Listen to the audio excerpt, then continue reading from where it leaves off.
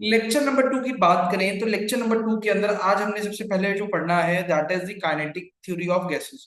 देखो, kinetic theory of gases एक ऐसा टॉपिक है जिसके अंदर लाइन बेस्ड क्वेश्चन आपको पेपर में पूछा जा सकता है। तो इसके पोस्टुलेट्स करने आपके लिए बहुत ज्यादा जरूरी हो जाएंगे कि काइनेटिक थ्योरी ने कहा क्या था। तो पोस्टुलेट्स को देखते हैं।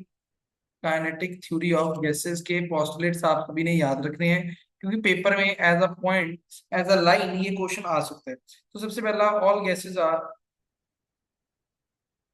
made up of tiny particles called molecules। ठीक है, सारे के सारे ऑल गैसेस जो होती हैं, जितनी भी गैसेस अपन लेते हैं, छोटे छोटे पार्टिकल्स की बनी होती है जिन्हें अपन मॉलिक्यूल्स का नाम देते हैं। ठीक है, पहला पॉइंट। दूसरा पॉइंट उसने क्या कहा, कहता था actual volume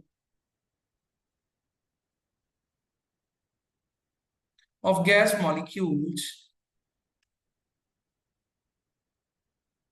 can be neglected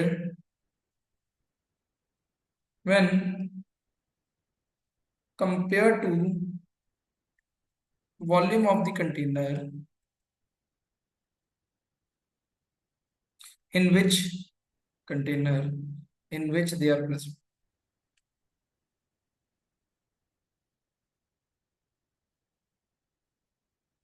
देखो क्या कह रहा है, कहता मान लो कंटेनर है, कंटेनर के अंदर अनगिनत मॉलिक्यूल्स होंगे गैस के। कहता के गैस के एक मॉलिक्यूल का जो वॉल्यूम होगा वो बहुत कम होगा, किससे? पूरे कंटेनर के मॉलिक्यूल, जो पूरा कंटेनर का वॉल्यूम है उससे। क्यों? कंटेनर का वॉल्यूम बहुत ज्यादा है, उसके अंदर मॉलिक्यूल बहुत ज्यादा है।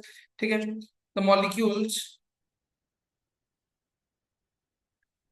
Moves randomly in all directions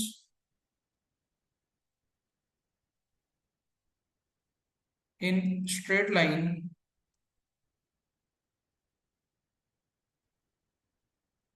with high velocities। कहता हमारे पास जो मॉलिक्यूल्स है बहुत तेजी से मूव करते हैं। देखो कैसे, मान लो हमारे पास ये कंटेनर है, कंटेनर के अंदर ये मॉलिक्यूल्स है।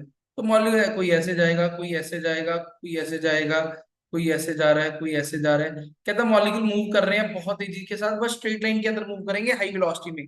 ठीक है, जरूरी नहीं है एक ही साइड पे हो, डिफरेंट डिफरेंट जगह पे भी हो सकते हैं, बट मूव स्ट्रेट लाइन में ही करेंगे। ठीक है, चौथा point, the direction of molecules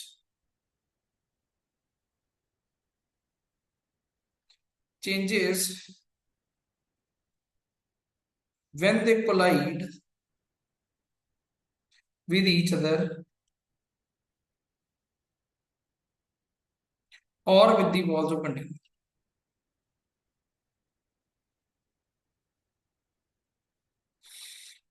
ठीक है, पांचवा, the pressure of gas is due to bombardment of gas molecules on the walls of container।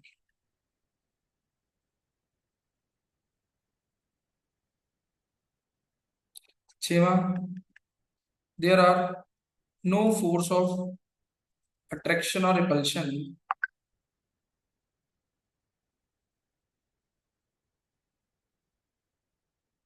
between the molecules as they are। कहता है मॉलिक्यूल्स के बीच में किसी भी तरीके की फोर्स ऑफ अट्रैक्शन या रिपल्शन नहीं होती। क्यों? क्योंकि ये सारे क्या होते हैं, न्यूट्रल गैस के मॉलिक्यूल्स क्या लेके चलते हैं, न्यूट्रल लेके चलते हैं। सेवेंथ पॉइंट हमारे पास क्या आएगा, कहता है ड्यूरिंग कलीजन्स हमारे पास क्या होता है, द मॉलिक्यूल्स में एक्सचेंज दी क्या, kinetic energy, but on the whole energy will not be lost। collisions are perfectly elastic. इसका मतलब क्या होगा, यहाँ देखो लाइन कहता है कोलिजन के टाइम में मॉलिक्यूल जो है अपनी काइनेटिक एनर्जी को एक्सचेंज करवा लेते हैं, ठीक है, बट उनकी एनर्जी लॉस नहीं होती। मान लो फॉर एग्जाम्पल मॉलिक्यूल इधर से आया, ये एक मॉलिक्यूल था, ये एक मॉलिक्यूल आया दूसरे मॉलिक्यूल को टकराएगा, ये रुक गया, दूसरा मूव करना शुरू हो गया। कहता एनर्जी कहीं पे भी लॉस नहीं होगी, जस्ट एक्सचेंज हो जाएगी, एक की एनर्जी दूसरे में कन्वर्ट हो जाएगी। क्लियर? हाँ जी, इज दैट क्लियर? अगला देखिए, सेवेंथ पॉइंट क्या आएगा, the average kinetic energy of gas molecule is directly proportional to, क्या, proportional to absolute temperature।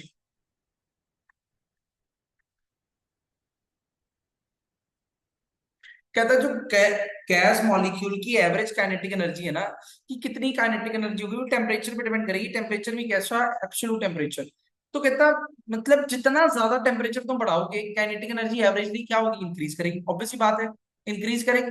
Particles उतना ज्यादा मूव करना शुरू करेंगे, जितना ज्यादा मूव करेंगे उतनी ज्यादा उनकी क्या होगी, बोलो, उतनी ज्यादा उनकी क्या होगी, काइनेटिक एनर्जी होगी। तो काइनेटिक गैस इक्वेशन हमारी क्या निकल के आएगी, ये आपके पोस्टुलेट्स हैं, ये बनेगा आठवां, सात तो पीछे हो गए थे। तो हमारे पास काइनेटिक गैस इक्वेशन यहां से क्या मिली हमें, काइनेटिक गैस इक्वेशन हमें मिली थी, पीवी किसके इक्वल है, 1/3 mn c² के इक्वल। ठीक है, अब हमें पता है कि यहाँ पर P क्या है, प्रेशर है, V क्या है, वॉल्यूम है, ठीक है, M क्या है, मास ऑफ मॉलिक्यूल है, N क्या है, नंबर ऑफ मॉलिक्यूल है, और C क्या है आपके पास, RMS, root mean square velocity of molecule, RMS velocity of molecule. अब आप पूछेंगे आरएमएस क्या होती है, अभी मैं करवाऊंगा, आज ही करवाऊंगा, आरएमएस स्पीड क्या होती है, आरएमएस कैसे निकालते हैं, ठीक है। ये बात क्लियर होगी, हाँ जी एवरीवन, इज दैट क्लियर? इसके अंदर कोई डाउट या कंफ्यूजन, बोलो। No sir. ठीक है, अब क्लियर है यहाँ सर। देखो, आपा ने आपा ने स्टार्टिंग में क्या किया था, स्टार्टिंग में मूल कंसेप्ट पढ़ा था। तो देखो हमें पता है मूल किसके इक्वल होता है, मूल होता है मास अपॉन मोलर मास, यही होता है, बोलो, ये होता है कि नहीं होता? Yes yes sir. ठीक है, तो हमारे पास अगर आप बात करें, मास किसके इक्वल आएगा, मोल इंटू मोलर मास, आएगा कि नहीं आएगा, बोलो। तो इसका यस सर। मतलब यहाँ पर एक तरीके के N number of molecules, number of moles कह सकते हैं, एम मास कह सकते हैं, number of moles into mass कह रहे हैं, तो इसका मतलब इसको लिख सकता हूँ कि ये क्या है, मास ऑफ वन मोल। ठीक है, तो यहाँ पर PV is equal to 1/3 mn c² था, इसको कहेंगे mass into molar moles into molar mass, इसको अपन लिख सकते हैं 1/3, क्या, 1/3 कैपिटल M c²। बोलो, इसमें कोई डाउट, बोलो, इसमें कोई डाउट? No sir. क्लियर है सर। या अगर इसको ऐसे भी नहीं करना, नो। इसको ऐसे देख लीजिए, अगर हम बात करें मास की, हमारे पास एन क्या है, मान के चलो एन क्या है, 1 मोल है, ठीक है, एन 1 मोल है, एम इंटू एन किसकी इक्वल है, mass of 1 mole of gas.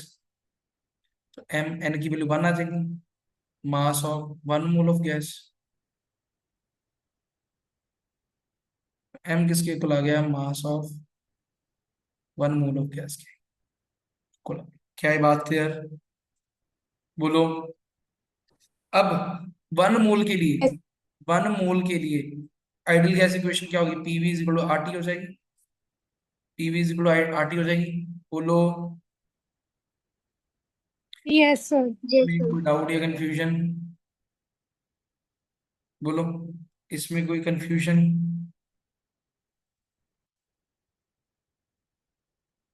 No sir. ठीक है, तो यहां पर देखो हमारे पास क्या आया, PV is equal to 1/3 MC² आया, है ना, ये आया।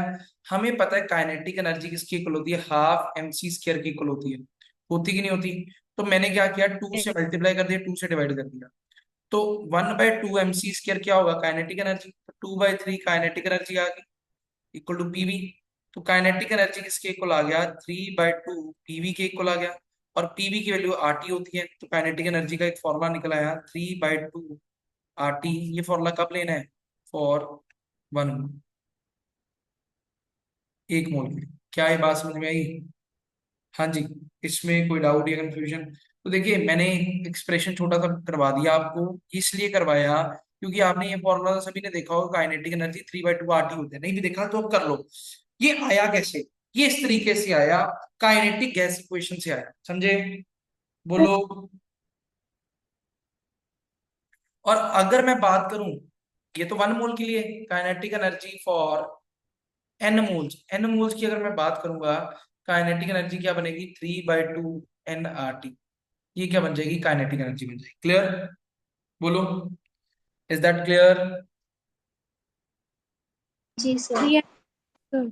इसमें कोई किसी तरीके का कंफ्यूजन या डाउट? हाँ जी। ठीक है। अगर अब यहां पर देखिए, पेपर में ना क्वेश्चन कैसे चेंज करेगा कंसेप्ट, देखो करवाने को मैं रट्टा लगवा दूं। अब इसके अंदर एक और चीज यस। करवाता हूँ। मोल्स किसके इक्वल होते हैं in terms of molecules? Moles क्या होते हैं, मॉलिक्यूल्स डिवाइड बाय एवोगैड्रो, है ना? ये फॉर्मूला सभी ने पढ़ा है, मोल कंसेप्ट में स्टार्टिंग में करवाया था मैंने। मोल किसके, yes sir. Number of molecules, number of molecules divide by Avogadro for 1 molecule. एक मॉलिक्यूल अगर मैं बात करूं, एक मॉलिक्यूल का मतलब क्या होगा, मोल किसके इक्वल आ जाएगा, 1/एवोगैड्रो के। बोलो, ये आ जाएगा, आ जाएगा भाई। हाँ जी सर। तो यहां पर मोल की वैल्यू पुट करो, तो काइनेटिक एनर्जी फॉर 1 मॉलिक्यूल, एक मॉलिक्यूल की काइनेटिक एनर्जी क्या होगी, 3/2 एन की वैल्यू, मोल की वैल्यू क्या आई, 1/Na आरटी। क्या बनी, 3/2 R/Na इंटू टी। जो R/Na है ना, इसको क्या लिखा जाता है, इसको लिखा जाता है के क्या होता है आपके पास, बोल्ट्जमैन कांस्टेंट। बोल्ट्जमैन कांस्टेंट आपके पास के, तो पुट कर दीजिए। तो आपके पास क्या आएगा, 3/2 KT। ये क्या आई, काइनेटिक एनर्जी आ गई और 1 मोल। समझे? क्या ये बात समझ में आई? हाँ जी सर। इसमें कोई डाउट या कंफ्यूजन? तो पेपर में अब यहाँ पर देखो, पेपर में क्वेश्चन कैसे गड़बड़ करेगा। अब आपने देखा होगा 3/2 आरटी कई बार लिखी जा रहा है, 3/2 केटी लिखा जा रहा है। 3/2 आरटी कब है, 1 मोल के लिए काइनेटिक एनर्जी। 3/2 केटी कब है, एक मॉलिक्यूल के मॉलिक्यूल के। Kinetic energy. डिफरेंस पता लगा, कब केटी यूज करना है, कब आरटी यूज करना है। और ये क्वेश्चन बड़ा इंपॉर्टेंट क्वेश्चन है, पूछा जा सकता है आपको कॉम्पिटिशन के अंदर। समझे? बोलो। Yes sir. हाँ जी सर। और अगर आपको पेपर में वो ये कहे कि के क्या होता है, तुमने कहना बोल्ट्जमैन कांस्टेंट है। बोल्ट्जमैन कांस्टेंट की अगर खासियत की बात करें कि ये खासियत क्या है इसकी, ये क्या है हमारे पास, गैस कांस्टेंट होता है, एक तरीके का गैस कांस्टेंट ही होता है, ठीक है। गैस का कांस्टेंट होता है, ठीक है, पर मॉलिक्यूल ऑफ गैस, पर मॉलिक्यूल। हर एक मॉलिक्यूल के लिए जो गैस कांस्टेंट यूज किया जाता है वो बोल्ट्जमैन। और आर क्या होता है, आर भी गैस कांस्टेंट होता है, आर भी गैस कांस्टेंट होता है। वो फोर पर, या ऐसे लिखो, पर मोल ऑफ गैस। पर मोल ऑफ गैस के लिए अगर आपने गैस कांस्टेंट लेना है तो आर लेते हैं, पर मॉलिक्यूल के लिए लेना है तो के, बोल्ट्जमैन कांस्टेंट लेते हैं। देखो, जो हमारे पास के की वैल्यू होती है, के की वैल्यू अगर कोई बता सके मेरे को, बताना चाहेगा कोई, के की वैल्यू क्या होती है, 1.38 इंटू 10⁻⁻23 जाउल पर केल्विन पर मोल। ठीक है, हमारे पास ये वैल्यू होती है के की। और अगर आर की वैल्यू की बात करें, वो होती है 8.314 जाउल पर केल्विन पर मोल। समझ रहे हो? कुछ भी नहीं, बस आर को Na से डिवाइड करोगे तो के आ जाएगा। समझे? हाँ जी। Yes sir. एक और चीज, जो kinetic energy of a molecule, 1 molecule निकाली है, इसको आप एवरेज काइनेटिक एनर्जी भी लिख सकते हैं, एवरेज काइनेटिक एनर्जी भी कह सकते हैं। ठीक है, बोलो, इसमें कोई डाउट? हाँ जी एवरीवन। कैमरा सभी का बंद है, दैट मीन्स आप पढ़ नहीं रहे।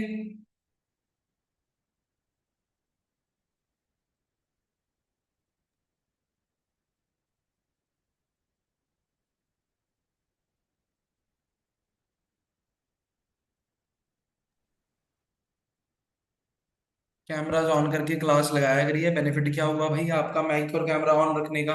ठीक है। तो अगर एक तरफ से ही देखो, मेरा जो वेबकैम है ना आज खराब हो चुका है। मैंने कल भी आपको बताया था लास्ट क्लास में कि कैमरा खराब हो गया, तो थोड़ी सी क्वालिटी में इशू है। ट्यूसडे को ठीक हो जाएगा, ट्यूसडे तक आ जाएगा कैमरा नया। तो थोड़ा सा मेरी इमेज भी आपको थोड़ी सी सही नहीं लग रही होगी, तो इसी वजह से है। तो जो मेरा मेन वेबकैम है वो खराब हो चुका है। ठीक है। तो ट्यूसडे तक वो ठीक हो जाएगा। बट आप सभी अपना जैसा भी है, अपना कैमरे से ऑन करके आप क्लास लगाया करिए। ठीक है, ताकि मेरे को भी ध्यान रहे आप कैसे लगा रहे हैं। और कोशिश करा करो सारे बैठ के क्लास लगाया करो, लेट के ना क्लास लगाया करो। ठीक है, क्योंकि क्लास एक बड़ी मेजर प्रायोरिटी है मेरे को लगता है आपकी लाइफ में। ठीक है, तो इसको अच्छे से साथ साथ करते जाओ। ठीक है, तो ये क्लियर हो गया। अब मेरे को एक बात बताओ, अगर मैं कहूँ, मैंने आप सभी को एक चीज बताई है एब्सोल्यूट जीरो। एब्सोल्यूट जीरो का मतलब क्या होता है? याद है मैंने स्टेट्स ऑफ मैटर के अंदर स्टार्टिंग में बताई थी। एब्सोल्यूट जीरो क्या था? 0 kelvin. 0 kelvin. Zero 0 kelvin. Kelvin. जब टेम्परेचर क्या हो जाए, 0 केल्विन। अगर टेम्परेचर 0 केल्विन हो गया, क्या पार्टिकल्स मूव करेंगे? क्या पार्टिकल्स मूव करेंगे? नहीं करेंगे। काइनेटिक एनर्जी ऑफ गैस क्या नो। हो जाएगी? Zero हो जाएगी। समझे? बोलो। 0 केल्विन के ऊपर, 0 केल्विन का मतलब -273 डिग्री सेल्सियस, इतना ठंडा कर दिया। क्या मूव करेगा? कोई नहीं मूव करेगा। तो इसका मतलब so no molecular motion take place. किसी भी तरीके का मॉलिक्यूलर मोशन नहीं होगा। अगर मॉलिक्यूलर मोशन नहीं होगा, काइनेटिक एनर्जी नहीं होगी, क्या मॉलिक्यूल टकराएंगे? क्या मॉलिक्यूल टकराएंगे? बोलो, बोलो। No sir. नो। तो इसका मतलब क्या वो प्रेशर एक्सर्ट करेंगे? नहीं। Pressure is zero. अगर प्रेशर नहीं एक्सर्ट होगा, प्रेशर बाहर को नहीं फैलेंगे, तो क्या वॉल्यूम होगा? Volume is also zero. Volume is also zero. समझे? नहीं होगा। समझे? बेस्ट एग्जांपल बताऊं, परफ्यूम। परफ्यूम डिओड्रेंट के अंदर, डिओड्रेंट आप सभी ने देखा है, डिओड्रेंट के अंदर लास्ट वाली बूंद भी क्या हो जाती है? किलर के बाहर आती है। क्यों किलर के बाहर आती है? क्यों? क्योंकि डिओड्रेंट के अंदर हाई प्रेशर होता है। जब प्रेशर ज्यादा होता है तो थोड़ा सा लिक्विड भी उसका वॉल्यूम एक्सपैंड कर देता है। हाई प्रेशर, ये पार्टिकल्स की एनर्जी ज्यादा है, तो थोड़े से जो एंड में रह जाएगा, वो भी उसी स्पीड से बाहर आएगा जितनी स्पीड से नया वाला स्टार्टिंग वाला डिओड्रेंट आ रहा था। तो इसका मतलब अगर काइनेटिक एनर्जी होती है ना, तो प्रेशर भी ज्यादा होता है, वॉल्यूम भी ज्यादा होता है। अगर काइनेटिक एनर्जी खत्म हो जाएगी, ना प्रेशर रहेगा ना वॉल्यूम रहेगा। समझे? हाँ बोलो। जी सर। फिर so no molecular motion takes place आएगा ना। सो नो, हाँ मैं नो लिखना भूल गया। सो नो बोल दिया मैंने, नो आएगा। तो देख लिया करो भाई, कई है ऐसी होती है मैं सर, एक क्वेश्चन है। लिख नहीं पाता वो बोलते बोलते। ठीक है, सो नो मॉलिक्यूलर मोशन, हाँ बिल्कुल। हाँ जी, क्लियर? इसमें कोई डाउट? हाँ सर जी। एक क्वेश्चन है। सर अगर जैसे वॉल्यूम जीरो कैसे हो गया एट एब्सोल्यूट जीरो पे? देखो क्योंकि गैस के एब्सोल्यूट, मॉलिक्यूल्स तो थोड़े बहुत तो जितने भी क्या? वही बोल रहा था बस, मतलब वॉल्यूम जीरो कैसे हो जाएगा? गैस के मॉलिक्यूल देखो थोड़ी बहुत तो मैं आपको स्पेस बताता को हूँ। कवर करेंगे ना। हाँ मैं आपको बताता हूँ, जब एब्सोल्यूट जीरो होता है ना, एब्सोल्यूट जीरो, जब मैं थर्मोडायनेमिक्स पढ़ाऊंगा वहां करूंगा। एब्सोल्यूट जीरो पे इंट्रोपी जीरो हो जाती है। इंट्रोपी जीरो का मतलब मूवमेंट जमा ही नहीं होती। मूवमेंट जमा नहीं होती तो का गैस का वॉल्यूम, गैस के अंदर बहुत थोड़े पार्टिकल्स अपन लेके जा देते हैं सैंपल के अंदर, तो आप कहते हैं वॉल्यूम उसका निग्लिजिबल हो गया, खत्म हो गया, जीरो हो गया। क्यों? क्योंकि वॉल्यूम जो थोड़ा बहुत दिख रहा था वो इसलिए दिख रहा था क्योंकि पार्टिकल दूर दूर थे। ठीक है। अब वो पार्टिकल्स भी बैठ गए हैं, तो पार्टिकल देखने को है ही नहीं, किसको मेजर करेंगे? तो वॉल्यूम जीरो मान लेंगे अपन। ठीक है। ठीक है सर, और समझ गया। प्रेशर जीरो इसलिए है क्योंकि प्रेशर क्यों आता है? प्रेशर इसलिए आता है क्योंकि मॉलिक्यूल्स टकरा रहे होते हैं कंटेनर के साथ। अगर मॉलिक्यूल्स टकराएंगे ही नहीं तो प्रेशर ही नहीं आएगा, प्रेशर ही नहीं आएगा तो आपका मॉलिक्यूलर मोशन भी नहीं होगा। ठीक है। नेक्स्ट आ जाओ मॉलिक्यूलर वेलोसिटी। अब ये मॉलिक्यूलर वेलोसिटीज ना, मेरे को लगता है सबसे ज्यादा इंपॉर्टेंट टॉपिक है इस चैप्टर में। क्यों? डायरेक्ट आ जाती है। ठीक है। अब मेरे को एक बात बताओ, वेलोसिटी जो होती है गैस मॉलिक्यूल की, चेंज होती है कि सेम रहती है जब कोलिजन होती है? Molecular velocity changes during collision. Collision के टाइम पे वेलोसिटी चेंज होती है, ठीक है। तो इसका मतलब आपका हर एक गैस मॉलिक्यूल की कोलिजन की वेलोसिटी निकाल सकते हैं। We can not calculate the velocity of all gas molecules. हम हर एक गैस मॉलिक्यूल की वेलोसिटी नहीं मेजर कर सकते। नहीं मेजर कर सके इसका मतलब velocity of fraction of molecules can be calculated from probability consideration the velocity of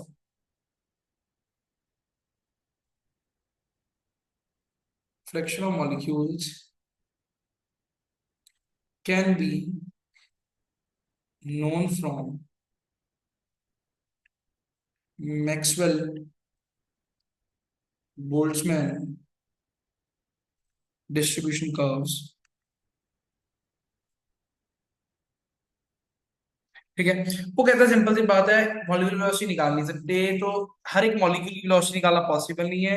तो अब क्या करते हैं, प्रोबेबिलिटी के अकॉर्डिंग आप काम करते हैं। आप कहते हैं ज्यादा प्रोबेबिलिटी क्या हो, तो ज्यादा प्रोबेबिलिटी की बात जो है मैक्सवेल जो बोल्ट्जमैन डिस्ट्रीब्यूशन का था, उससे आप सभी ने कभी ना कभी बीएससी के अंदर पढ़ा होगा, मैक्सवेल बोल्ट्जमैन डिस्ट्रीब्यूशन का। उसके अकॉर्डिंग आपने देखा, तो कहता है इसके अंदर क्या था, each point on the curve indicate the क्या नंबर ऑफ मॉलिक्यूल्स,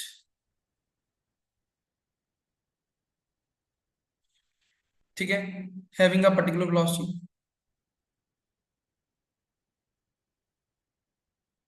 कहता है इसके अंदर क्या दिखाया गया कि हर एक पॉइंट पे एक नंबर ऑफ मॉलिक्यूल की कुछ ना कुछ वेलोसिटी होगी, उसको दिखाया गया, शो किया गया।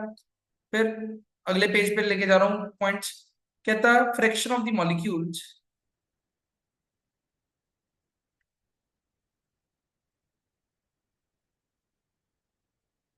हैविंग वेरी हाई और very less is less velocities is low. कहते हैं ये देखा गया कि ऐसे मॉलिक्यूल जिनकी वेलोसिटी बहुत ज्यादा और बहुत कम है, यानी कि मतलब ऐसे पार्टिकल्स बहुत कम मिलेंगे आपको जिनकी वेलोसिटी बहुत ज्यादा हो या बहुत कम हो। एक्सट्रीम वाली वेलोसिटी के पार्टिकल कम है, सारे पार्टिकल्स की वेलोसिटी बीच बीच में लाई कर रही है, यानी कि ना कम ना ज्यादा, यहाँ कहीं लाई करेगी। मैक्सिमम मॉलिक्यूल्स है मैक्सिमम मॉलिक्यूल्स है intermediate velocities.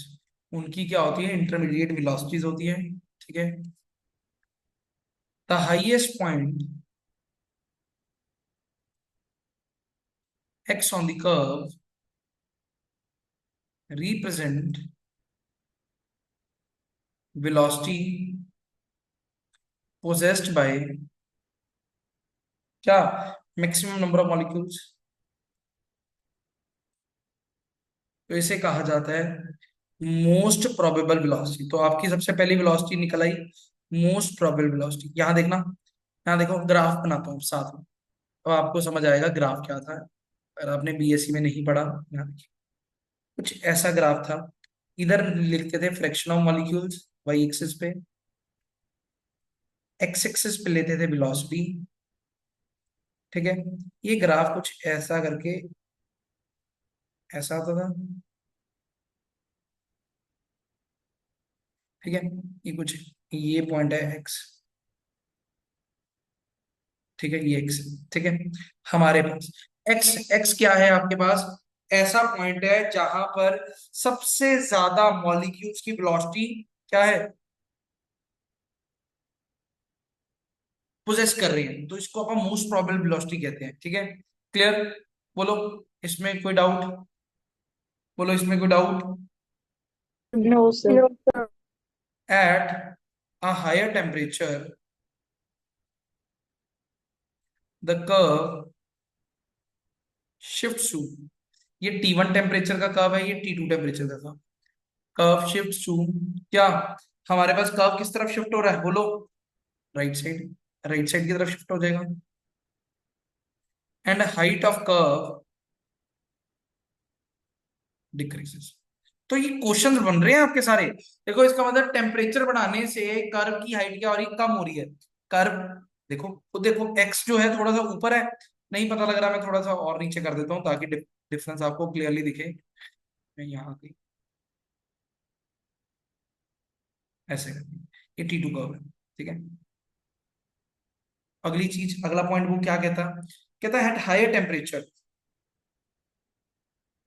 Eight higher temperature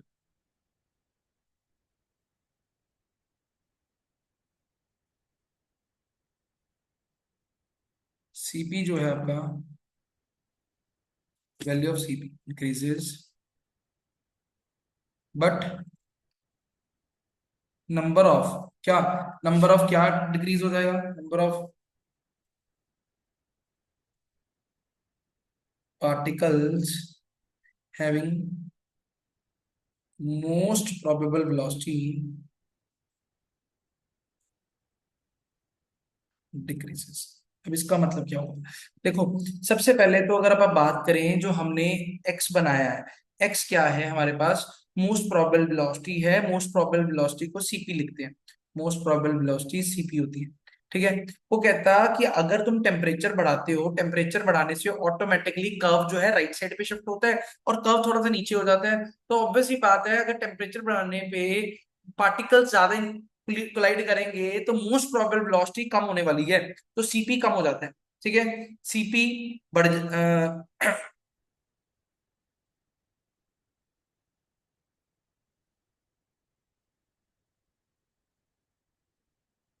most probable, उल्टा लिख दिया मैंने, मोस्ट प्रोबेबल वेलोसिटी बढ़ जाएगी, नंबर ऑफ पार्टिकल्स जो इतनी वेलोसिटी वाले हैं वो कम हो जाएंगे, ठीक है। ये हो गया। उसके बाद देखिए अगला पॉइंट, ये लिख तो नहीं रहे साथ साथ? ये लिख रहे हो भाई? इसको लिख रहे हो? No sir. अब बस लिखो ना, कोई नहीं, समझते जाओ, बस पॉइंट समझते जाओ। मैं एक बार पॉइंट सारे कवर अप कर दूं, देन उसके बाद सारे सम अप करता हूँ आपको। उसके बाद at a high temperature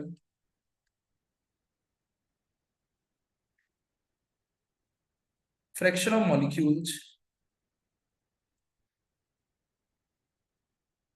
having low velocities decreases and fraction of molecules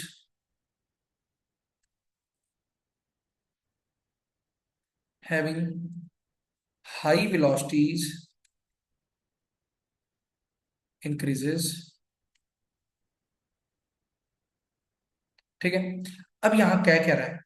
कहता कि आपके पास, सिंस अपन ने क्या पढ़ा, टेम्परेचर बढ़ाने से वेलोसिटी बढ़ेगी, काइनेटिक एनर्जी बढ़ेगी ना, काइनेटिक एनर्जी बढ़ेगी, वेलोसिटी इंक्रीज करेगी। कहता है जैसे जैसे टेम्परेचर बढ़ाओगे, नंबर ऑफ पार्टिकल्स जो मोस्ट प्रोबेबल वेलोसिटी शो करे वो कम होते जाएंगे, बट पार्टिकल्स जिनकी वेलोसिटी तेज है वो बढ़ते जाएंगे, ठीक है। समझे? बोलो, बात समझाई? बात समझाई? कंफ्यूज तो नहीं हो गए? दोबारा सुनो, मैंने कहा जैसे जैसे टेम्परेचर बढ़ाएंगे, टेम्परेचर बढ़ाएंगे एनर्जी बढ़ेगी, एनर्जी बढ़ेगी कोलिजन बढ़ेगी। तो कहता है कोलिजन बढ़ने से हुआ क्या, जिन पार्टिकल्स की वेलोसिटी कम थी ऐसे पार्टिकल कम होते जाएंगे, और जिन पार्टिकल्स की वेलोसिटी तेज होगी क्योंकि टेम्परेचर बढ़ा रहे हैं वो बढ़ते जाएंगे। समझे? बोलो। यस जी सर। Yes sir. तो इसका मतलब इसको कैसे मेजर करेंगे? Number of particles having particular velocity और energy can be known from Boltzmann equation. इसका फॉर्मूला क्या है? N I is equal to N E की power minus E I upon K T. यहाँ क्या है? एन आई क्या है? Number of molecules having EI energy, ठीक है। N क्या है, total number of molecules. K क्या है, बोल्ट्जमैन कांस्टेंट। और T आपका क्या है, टेम्परेचर। ठीक है, तो ये हमारे पास क्या आ जाता है, एक इक्वेशन आ गई जिससे हमें पता लगेगा कि हर एक पार्टिकल की क्या वेलोसिटी है। ठीक है, अब मैं आपको इसके अंदर मेजर करना सिखाता हूँ कि किस में क्या मेजर करना है। ठीक है, आ जाओ, करें भी अपा, इधर आ जाओ। अब आपने सर करा, आई क्यों? हाँ जी। सर ई आई जो आई डाला है उसका क्या मीनिंग है? EI बस डिफरेंशिएट करने के लिए डाला है। EI का मतलब है, नहीं कुछ भी लिख सकते हो। EI का मतलब है कि जिस पार्टिकल की आपने एनर्जी निकालनी है, वो पर्टिकुलर एनर्जी की बात हो रही है। ठीक है, जैसे मान लो एक एक ओके। पार्टिकल की एनर्जी 200 है, तो 200 वाले की एनर्जी E 200 लिखेंगे, और N 200 उसके नंबर आएंगे। ठीक है, अब हमारे पास ना तीन तरीके की वेलोसिटी आती है, RMS velocity, most probable velocity, और आपके पास एवरेज वेलोसिटी। जो RMS वेलोसिटी होती है, RMS वेलोसिटी जो है हमारे पास, उसका जो फॉर्मूला है वो कोई मेरे को बता सकता है भी RMS वेलोसिटी क्या होती है। RMS वेलोसिटी देखो भाई, C से रिप्रेजेंट करते हैं, इसका फॉर्मूला होता है √3 RT/m। ये होती है RMS वेलोसिटी। देखो RMS वेलोसिटी का मतलब है रूट मीन स्क्वायर वेलोसिटी। देखो आपने क्या करना है, हर एक पार्टिकल, नंबर ऑफ पार्टिकल्स और उनकी वेलोसिटी का मीन लेके उनका अंडर रूट कर देना है। यानी कि RMS वेलोसिटी की शुरुआत वैल्यू कैसे आती है, इस तरीके से आती है, N1 C1 square plus N2 C2 square plus N3 C3 square, ऐसे करते गए नीचे उनका सम ऐड करते गए, N1 + N2 + ऐसे करते गए, तो हमारे पास क्या आ जाती है, RMS वेलोसिटी आ जाती है। क्लियर, और उसको सॉल्व कर करा के हमारे पास फॉर्मूला ये बनता है √3 RT/, समझे। फिर उसके बाद आती है हमारे पास एवरेज वेलोसिटी। एवरेज वेलोसिटी को C बार के साथ शो करते हैं। C बार जो होता है एवरेज वेलोसिटी, इसका कैसे होता है, एवरेज निकालते हैं तो N1 C1 + N2 C2 + N3 C3, ऐसे चलते रहता है, नीचे भी N1 + N2 + N3, इस तरीके से होता है। क्लियर, हाँ जी। तो एवरेज वेलोसिटी की जो वैल्यू होती है उसका फॉर्मूला क्या होता है, √8 RT/m, ये एवरेज वेलोसिटी होती है। लास्ट हमारे पास क्या आती है, मोस्ट प्रोबेबल वेलोसिटी CP, उसका फॉर्मूला क्या होता है, √2 RT/, ये हमारे पास तीन अलग अलग तरीके की वेलोसिटीज हैं। तो ये तीनों वेलोसिटीज का जो क्वेश्चन है पेपर में डायरेक्ट पूछा जा सकता है। और अगर आपको रिलेशन की बात करें, CP, C बार और C, इन तीनों की भी रेशो क्या आएगी, √3 रेशो √8/π √2, ये आपके पास रेशो। और जब इस रेशो को सॉल्व करते हैं, आपने BSc के अंदर पढ़ा होगा, रिलेशन क्या बनता है, 1:1.1284 ये रिलेशन बनता है। नहीं करना कोई दिक्कत नहीं, यहाँ अंडर रूट वाला तो आप निकाल ही लोगे, जस्ट उनकी वैल्यूज, समझे, बोलो। और अगर आप यस हाँ जी। कोई पूछ ले इनमें से ज्यादा कौन सी है, कम कौन सी है, तो आपने याद में, C बार से बड़ी होती है, ग्रेटर देन CP, CP सबसे कम होती है, C यानी कि आपके पास RMS वेलोसिटी सबसे ज्यादा रहती है। Clear, is that clear. जी सर। इसमें कोई डाउट या कोई यस। कंफ्यूजन किसी भी तरीके का, कि किस तरीके से ये मैंने वेलोसिटीज कंसिडर की हैं। हाँ जी, चले नेक्स्ट। हाँ जी सर।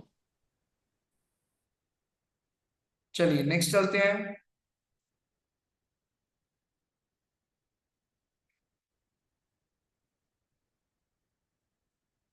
नेक्स्ट आ जाओ, आपके पास आती है आइडियल गैस। आइडियल गैस के बारे में बताएंगे, क्या होती है आइडियल गैस।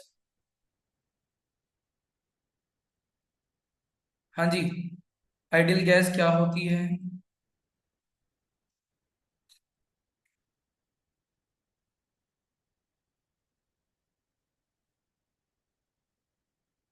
यार बताइए, इतना भी नहीं। That are not real.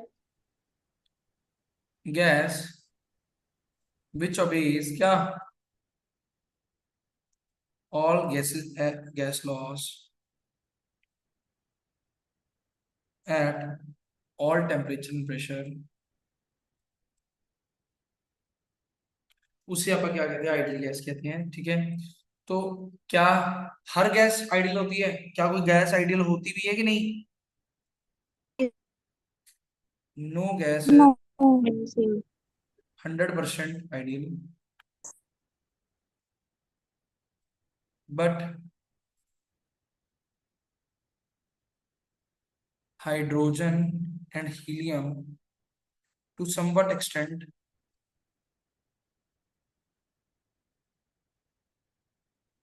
Behave ideally.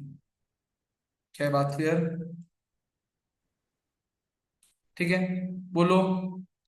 और अगर आपको ये पूछा जाए रियल गैस आइडियल बिहेव कैसे करेगी, real gas will behave as ideal gas at high temperature and low pressure। तो ये जो लाइन है ना, ये बड़ी इंपॉर्टेंट है। रियल गैस आइडियल गैस किस तरह बिहेव कब करती है? जब टेम्परेचर ज्यादा, high temperature and low pressure.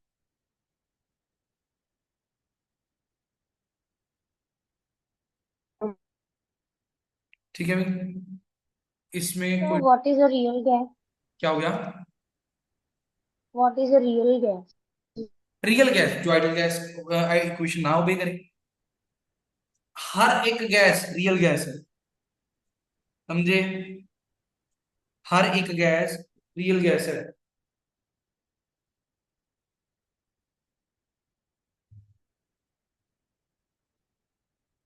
बोलो। ठीक है भाई। Okay, sir. अब कब आपने ना ये लाइन बहुत बार पढ़ी होगी, हाई टेम्परेचर लो प्रेशर पे रियल गैस आइडियल गैस की तरह बिहेव करती है, बट कोई मेरे को बता सकता है ऐसे क्यों? ऐसा क्यों होता है कि रियल गैस इस पर्टिकुलर टेम्परेचर पे और particular high temperature low pressure पे आइडियल की तरह बिहेव करना शुरू कर देती है? कोई ना कोई लॉजिक तो होएगा। हाँ जी, तो बताना चाहेगा क्या लॉजिक है उसके पीछे का?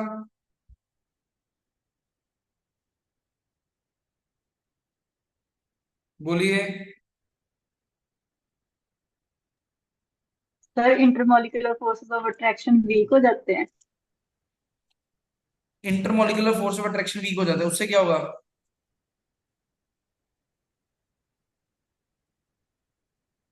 मतलब एसोसिएशन नहीं रहेगी फिर पार्टिकल्स की बीच में। एसोसिएशन नहीं रहेगी तो फिर बताओ, बताओ, शाबाश, कोई बात नहीं, सही बता रहे हो। देखो, जब मतलब वो टेम्परेचर, इंटरेक्ट नहीं करेंगे, केमिकली कंबाइन नहीं करेंगे एक दूसरे के साथ। देखो सिंपल सी बात, कोलाइड, आइडियल गैस वो होती है जो एक तरीके क्योंकि हमने अज्यूम किया था ना काइनेटिक थ्योरी में देखो, हाँ बिल्कुल कि सही बता रहे हो। काइनेटिक थ्योरी ऑफ गैस में हम अज्यूम करते हैं काइनेटिक, हाँ बताओ, तो काइनेटिक थ्योरी ऑफ गैस में क्या पढ़ा अपने? कि पार्टिकल्स के बीच में कोई इंटरेक्शन नहीं होनी हाँ, चाहिए, there is zero force of attraction और ठीक है। परमिंदर एक नंबर लेगी, बाकी सारों ने एक नंबर कटवा लिया पेपर में अगर ये क्वेश्चन आया था। अब यहाँ पर देखो क्या है, टेम्परेचर अगर ज्यादा होगा, प्रेशर अगर कम होगा, एट दीज टू कंडीशंस, अगर अपन इन दोनों कंडीशंस को ही फॉलो कर लें तो होगा क्या? Force of attraction between the two molecules will be negligible, will be very less। अगर फोर्स ऑफ अट्रैक्शन बहुत कम होएगी तो मेरे को खुद बताइए, अगर फोर्स ऑफ अट्रैक्शन बहुत कम होएगी तो पार्टिकल्स या molecules will be far apart from each other, एक दूसरे से बहुत ज्यादा दूर दूर होंगे। अगर मॉलिक्यूल्स एक दूसरे से बहुत दूर दूर होंगे, that means they will behave, they will behave ideally. बोलो, इसमें कोई डाउट? इसमें कोई डाउट? हाँ जी, anyone? Clear? Is that clear? हाँ यस जी सर। सर। ये बात तो क्लियर होगी। अब ये तो सभी को क्लियर हो गया, उससे अगली बात देखते हैं। आइडियल गैस वाला काम क्लियर हो गया। अब मैंने एक वर्ड यूज किया, इंटरमोलिकुलर फोर्सेस। इंटरमोलिकुलर फोर्सेस क्या होती है? अब यहां देखो, इंटरमोलिकुलर फोर्सेस। अब व्हाट इज दिस, ये क्या है? ठीक है, दो एटम्स और मॉलिक्यूल्स के बीच में फोर्स जो होगी, that is called the intermolecular force. Force between the two atoms और मॉलिक्यूल, उसे आप इंटरमोलिकुलर फोर्स कह देंगे। ठीक है, तो इंटरमोलिकुलर फोर्स जो होती है हमारे पास, दो एटम्स और मॉलिक्यूल के बीच में होंगी। ठीक है, आप इनको क्या कहते हैं? ये जो अट्रैक्टिव फोर्सेज हैं, the attractive forces usually called as van der Waals forces. इनको आप वेंट्रोवल फोर्सेस भी कह देते हैं। अगर इनको आप बस फर्दर डिवाइड करें, ये कैसे बनाते हैं? Dispersion force. डिस्पर्जन फोर्स की फेमस नाम इसका कुछ और भी होता है, बताएगा वो मेरे को। और dipole dipole force.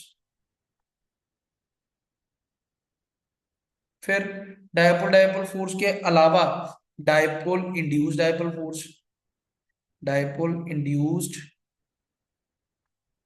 Dipole force, और तीसरी और लास्ट हाइड्रोजन,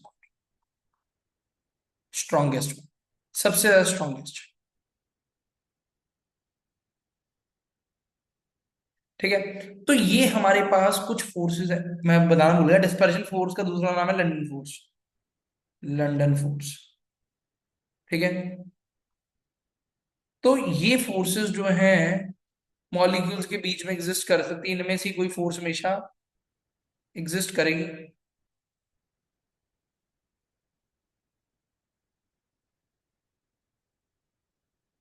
एक इसके अंदर ना और होती है, आयन इंड्यूस्ड डायपोल, वो भी लिख सकते हो आप, आयन इंड्यूस्ड, बना लीजिए इसे। क्लियर? इसमें कोई डाउट या कंफ्यूजन किसी भी तरीके की?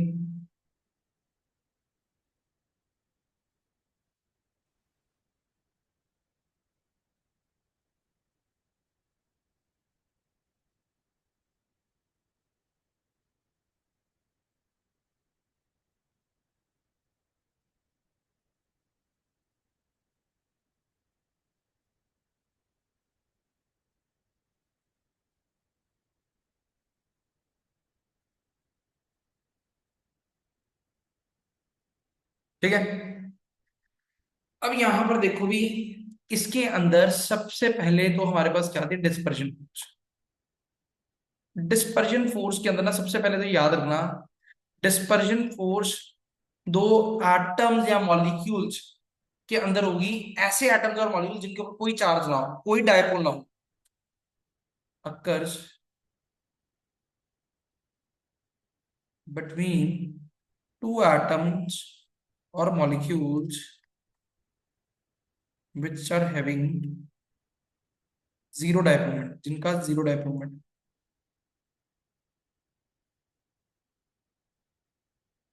Clear? It is attractive force.